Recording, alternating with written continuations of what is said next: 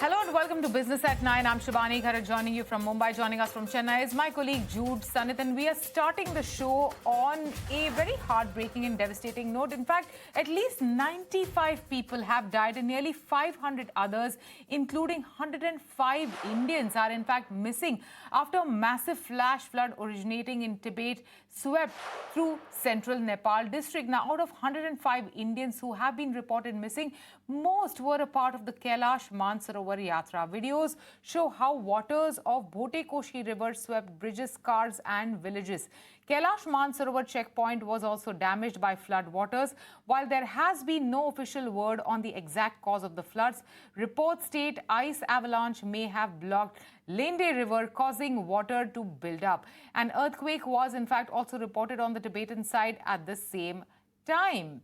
Now, Jude, India has assured assistance to Nepal on this front, but, it is really devastating, in fact, out there. Absolutely, is a humanitarian tragedy of Himalayan proportions, really, Shivani. And we're also being told that, in fact, India, like you said, has assured this assistance to Nepal. The country will soon send relief material as well.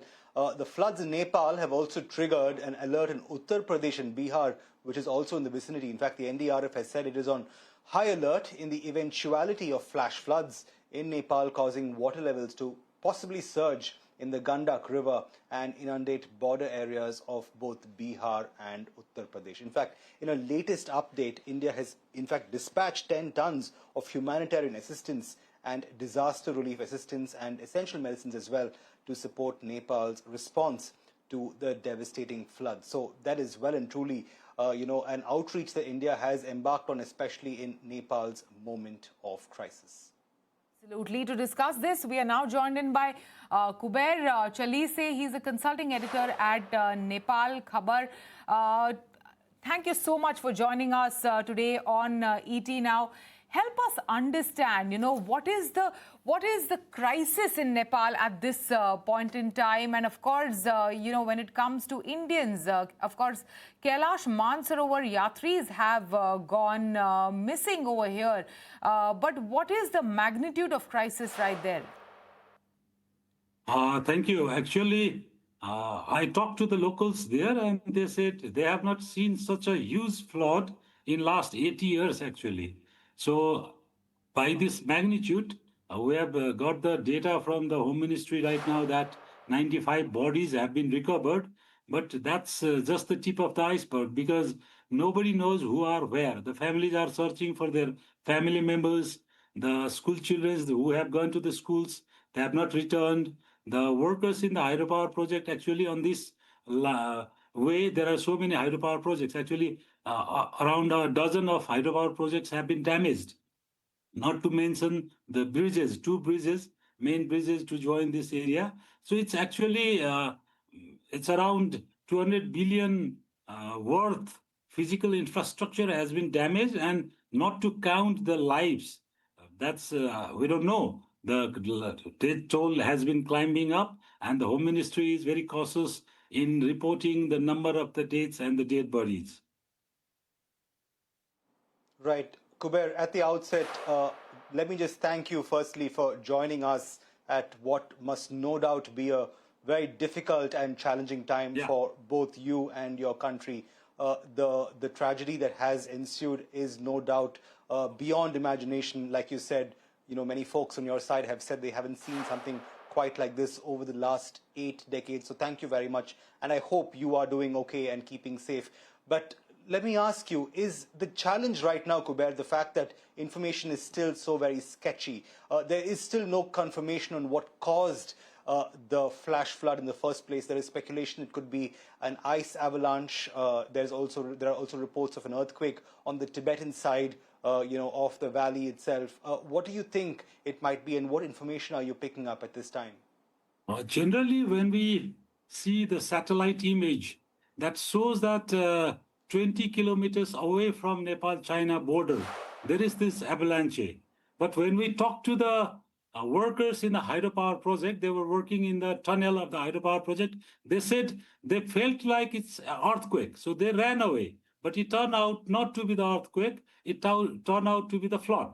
So it's not exactly known what has caused it, but it's the impact away from Nepal-China borders, 20 kilometers, where this huge rock ice avalanche has been flooded. And then, according to the reports from the China, the whole this thing has not flooded away till now. The way has been blocked by 7 kilometer, 7 feet, something like avalanche steel. So they are telling the flood might come again, maybe tomorrow morning or by day after afternoon tomorrow.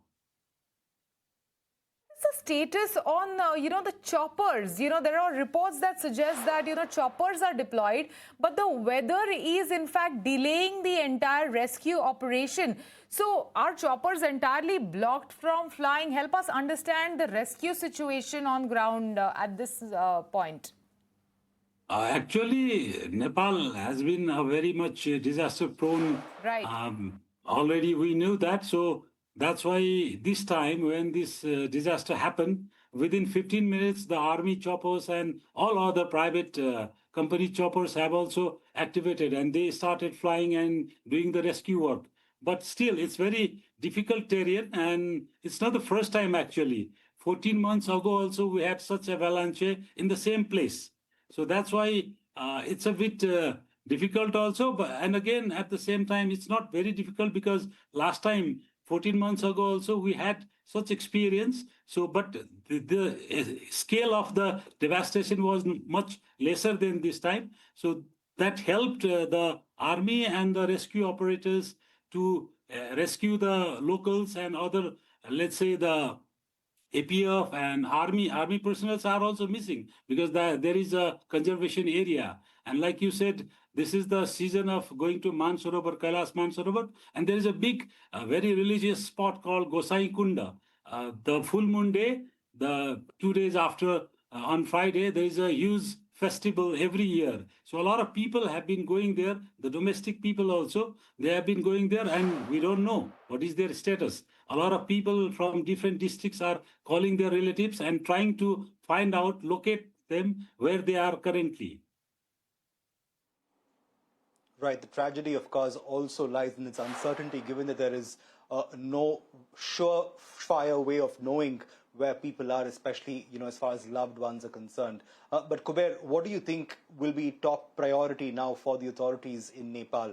Surely relief and rescue is something that is ongoing and will continue at least for the foreseeable future. But there's a long road to recovery as well, given the magnitude of infrastructure that's been damaged, lives lost, and simply the very nature of the tragedy. How does Nepal go forward from here, and where does the country go really in terms of what it prioritizes first and what it moves to next? Actually, after this disaster struck at 8:40 a.m. in the morning Nepal time, there was this immediate cabinet meeting called, and the cabinet has decided to ask help with the neighboring countries like India, and even the World Bank and other institutions, multilateral institutions, and they have promised to support. World Bank has promised to support, and India has already dispatched the relief materials for the Nepali people. But actually, the first thing they have to do is to rescue the people who are currently surviving. The Army and NDRRM, which has been working on this since very long, has asked the people if they have the connection network, they can call 1234, or they can light any kind of smoke so that they can detect and they can be rescued. The first most important thing is to rescue the people who are stranded in that part is mountainous, and that part has a lot of jungle also. So most of the people think the people are still in jungle and mountains. They are hiding or they are in caves, somewhere like that, trying to save themselves. So the most important thing at the moment is to rescue the people. Then comes the supply and other things. Then comes the infrastructure rebuilding and other things. Right, right. Where exactly are some of the bottlenecks also? Of course, there's a communication bottleneck. There's what I'm hearing and I'm reading where, there is a cutoff of communication in some of these, flood-affected areas. Also, the fact that, how are the supplies reaching, to some of these remote areas in Rasuwa, where, the floods and this avalanche has taken place? The army chopper and the private choppers also. There are around a dozen of private chopper companies in Nepal. They are also doing tremendous work in this difficult terrain, and despite the challenge of the climate also, they are doing very tremendous job. And second, the telecommunication companies, like there is this Nepal Telecommunication Company, NTC, there is the government one, and NCell. They have brought out schemes for the people who are affected, and they have given them the free data and all these so that they can use that and save them. Well, Kuber, I'd like to thank you at this point for joining us and breaking down so accurately and in great detail in terms of what the situation in Nepal is for our viewers. Thank you, more power to you and more support to you and your country to overcome what I'm sure must be Thank you very much. a tragedy that exceeds imagination. Thank you very much for joining us on Business at Night. Thank you very much. Now, moving ahead, U.S. stocks opened in the mixed, even as Dow Jones gained about 0.2%, while the S&P 500 slipped 0.1%, even as the Nasdaq fell about 0.2%. Investors are cautious ahead of NVIDIA's earnings, with semiconductor stocks in focus. Markets are also digesting the latest PCE inflation data, while the 10-year Treasury yield is around 4.645%. The next major trigger, of course, will be the Fed Chair Kevin Warsh's Jackson Hole speech, which could provide clues in terms of the rate outlook. My colleague Sunidhi joins us with the latest details from Wall Street. Right, so let's take a look at the global cues which are being shaped by the Wall Street, oil and West Asia in focus. Starting with the US markets, equities were largely subdued at the opening, with the Dow edging higher while the S&P 500 and Nasdaq closed slightly lower. Technology stocks remained in focus ahead of NVIDIA's earning, while investors are also closely watching Fed Chair Kevin Warsh's Jackson Hole speech for cues on rate outlook. Moving to oil in West Asia, crude prices declined as fears of a wider Gulf conflict have eased, and US sanctions on Iran appear less severe than initially expected. There are also signs of progress around the Strait of Hormuz, with Pakistan reporting progress in de-escalation talks, while Iran and Oman discussed a temporary safe shipping route and mine-clearing efforts. This has helped ease concerns around supply disruption fears. Coming to US bonds and inflation, Treasury yields remained broadly stable after the latest PCE data, and inflation came in slightly above expectations, while core inflation remained broadly in line with forecasts. Finally, talking about gold, so gold pulled back, ending its recent winning streak as the rally appeared stretched and investors turned cautious ahead of key economic events. Right. Thanks, Sunidhi, for that. Now, U.S. inflation data is giving markets a mixed signal. The July headline PCE price index rose 0.2% month-on-month above the 0.1% estimate, while the annual PCE inflation came in at 3.7% versus 3.6%, which was expected. However, core PCE, the Fed's preferred underlying inflation gauge, rose 0.2% monthly, below the 0.3% estimate, while the annual reading matched expectations at 3.3%. Meanwhile, the second estimate for Q2 GDP growth stood at 1.5%, in line with the expectations, while the GDP price index came in at 6.4% versus 6.3% expected. The data keeps Fed's rate path firmly in focus. Meanwhile, there's a major legal settlement for Meta in the United States. The company has agreed to pay up to $17.1 billion over allegations that Instagram and Facebook harmed children. In fact, US states, a bunch of them in fact, had accused Meta of using addictive features that encouraged prolonged use, while also raising concerns over children's mental health and personal data. Meta, in fact, has now agreed to sweeping child safety reforms, including usage limits, mandatory breaks, and tighter restrictions for young users. In fact, Meta denies any wrongdoing, but the settlement could set a major precedent for big tech and child safety online. And with that, we're slipping into a short break, but don't go anywhere because Business at 9 will be back in just a bit. So keep staying tuned to ET Now.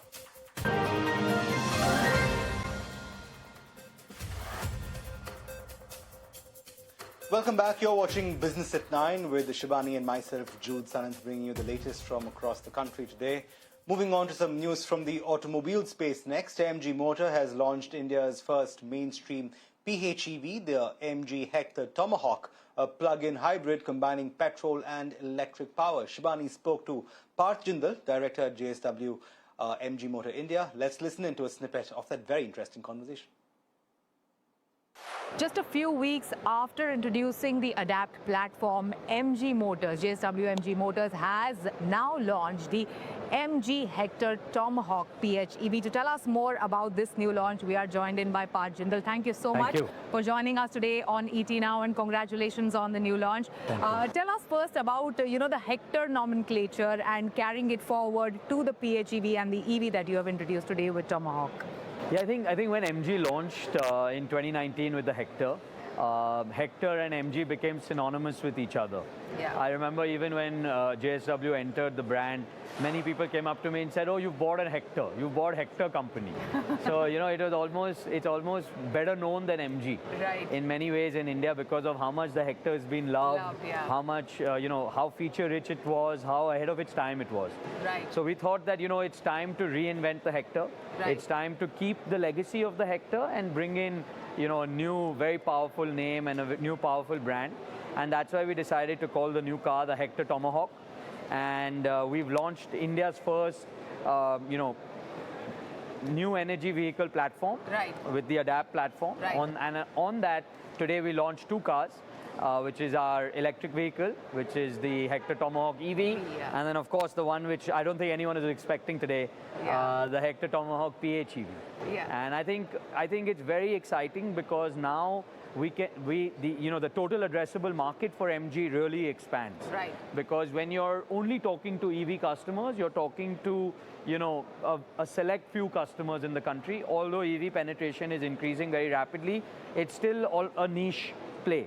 Right. But with the PHEV, you can take on diesel, you can take on petrol, you can take on anything. Right. And it increases the size of the market, and it will force more people in a nice way to convert to electric. Right. We've seen that auto sales have increased in the past 1 year, but I remember around the same time, about a year back, there was a massive push for EV by JSW MG Motors with your EV Hai Sahi campaign and so on and so forth around the festival season. What is the change that you've seen, in terms of EV adoption in the past 1 year part?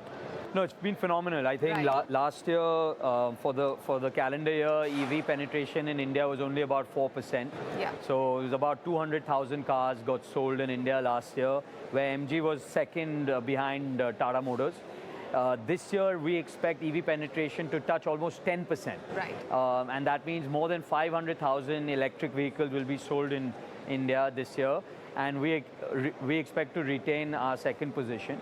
What we are seeing is that the adoption in cities is really increasing rapidly. Right. It's amazing to see that 1 in 5 new cars now in the top 7 metros of India are EVs. Right. So it means that people are understanding the benefits of owning an EV. The lifetime ownership of an EV is far less than an internal combustion engine. And it definitely helps EVs when oil is at $90 or $100 a barrel. Absolutely. So, and obviously our Prime Minister himself, in his Independence Day speech, not once, now twice, has called for the country to switch to new energy vehicles. Right. Which shows how nationally important it is for our country. If we truly want to be self-reliant, if we truly want to be Atmanirbhar, we have to switch to EVs and we have to switch to new energy. A lot of push has been coming in from auto players such as yourself to address key issues like the range anxiety. Of course, charging speeds has been a major concern for the consumers. But what about infrastructure, and how developed is it now, over the past 1 year, considering that the world has also been through an energy crisis, so to speak? Yeah. No, it's still developing. I think it's still in its nascency. But I think with the efforts of all the OEMs, and this is one area where all the OEMs are together working on it. Right. It's not an initiative of MG or of Tata or Mahindra or of Renault or Hyundai. It's an initiative of all of us. And this is where we are united. And it's really great to see the number of new startups that have come up, funded by the Indian OEMs. Right. Right. And I think infrastructure in cities has improved drastically. It's the highways where it is picking up. I would say the south is really done an incredible job. We're seeing Maharashtra also now pick up. We're seeing corridors between in the north also really develop. But it's in the rural parts of our country and in the hinterland where EV penetration and EV charging infra is still missing. Right. But it will come, and it is coming. And the good news is that I would say within the next 3 to 4 years, the charging infrastructure in our country will be as good as anywhere in the world. Right. And that's why when customers talk about range anxiety, Right. and when customers talk about not moving to an EV because of that reason, and they want a solution for that, we said, okay, now there is a solution for that, which is the PHEV, yeah. which means that when you're in your city, when you're going from home to office or to drop your kids to school or take your parents somewhere, this car the PHEV gives you 115 kilometers of range on pure EV mode. Right. And it gives you the same range as any engine car gives you with a full tank of fuel. So almost in a way, it's an unlimited amount of range, because in the city, you just keep driving on EV mode, and then when you leave the city, if you need to, you put on the engine. So this is the same way the transition from ICE to EVs Right. happened the world over. Right. And we believe that this is the right intermittent technology to get a normal or a first-time Indian consumer who's a first-time car purchaser. This could be an option for them to consider, where earlier they wouldn't consider it, because we have to understand that only 8% of Indian households today own a four-wheeler. Right. All right, this has just come in. Now, sources are telling ET now that ICICI Prudential Corporation Holdings is looking to sell 2% stake in ICICI Prudential AMC via block deal. Prudential Corp looking to sell 98.85 lakh share at an offer price range of rupees 2,998 to 3,158 per share. My colleague Harsh is joining in on the phone line with more details on this. Harsh, tell us more. Well, yes. So currently, Prudential Corp holds around 34.6% stake in ICICI Prudential AMC. They're looking to offload 2% stake in the company through a block deal. The balance stake, which is around 32%, is going to be locked in for 60 days. And Prudential still has the right to sell 0.6% of its existing stake, of the balance stake, after this 2% stake sale within that 60-day lockup period. This is going to be a near 3,000 crore rupee of fresh paper coming in tomorrow, which is on a single day. And the quantum of fresh paper that has been coming in has been massive, which keeps a lid on the way markets typically go up, because the flows are directed towards the fresh paper coming in. You also have iFinance. And what we've been told is Alpha Wave India LP is looking to sell 7.8% stake in iFinance. They hold 7.8% stake, looking to sell the full 7.8% stake, 1.92 crore shares at 167 rupees a piece. It's a 5.5% discount to today's close. The total deal size there is pegged at 320 crores. So again, you've got another largish kind of a transaction coming in on iFinance as well. These two deals combined will probably put around 3,300 to 3,500 crore of fresh paper in the market tomorrow alone, along with the fresh IPO that will open. That's really the long and short of it. Those details. With that, it's a wrap on this edition of Business at 9. Goodbye from me, Shubhani Gharat, my colleague Jude Sanit, and the entire team of ET Now.